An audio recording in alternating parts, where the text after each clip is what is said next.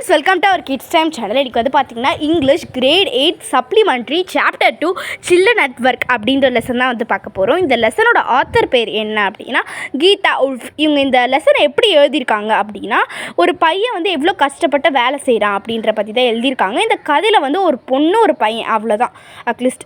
இப்போ வந்து இந்த கதையில் யார் என்ட்ரி ஆகுது அப்படின்னா, அந்த பையனோட அப்பா வந்து சும்மாவே அந்த பையனை அடிச்சுட்டே இருப்பார்.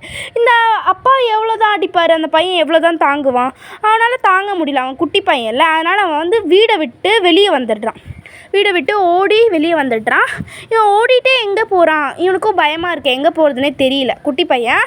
ஆனால் இவன் வந்து ரயில்வே ஸ்டேஷனுக்கு போயிட்டு ட்ரெயினில் ஏறி வந்து பார்த்திங்கன்னா அவன் வந்து சென்னைக்கு போகிறான்.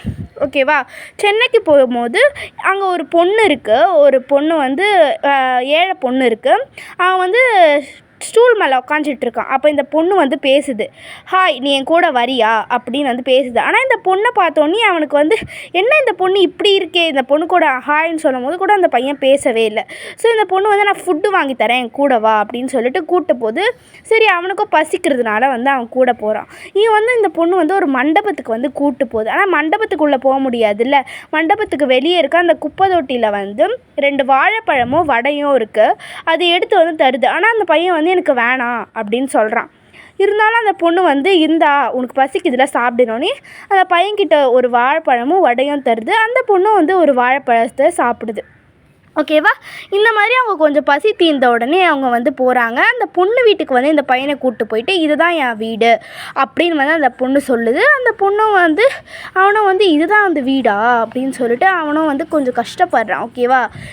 இந்த மாதிரி வீட்டில் இந்த பொண்ணு இருக்கே அப்படின்னு சொல்லிட்டு. இந்த வீடு வந்து பார்த்திங்கன்னா அட்டைப்பெட்டி அந்த மாதிரி வச்சு தான் வந்து செஞ்சுருக்காங்க. ஓகேவா?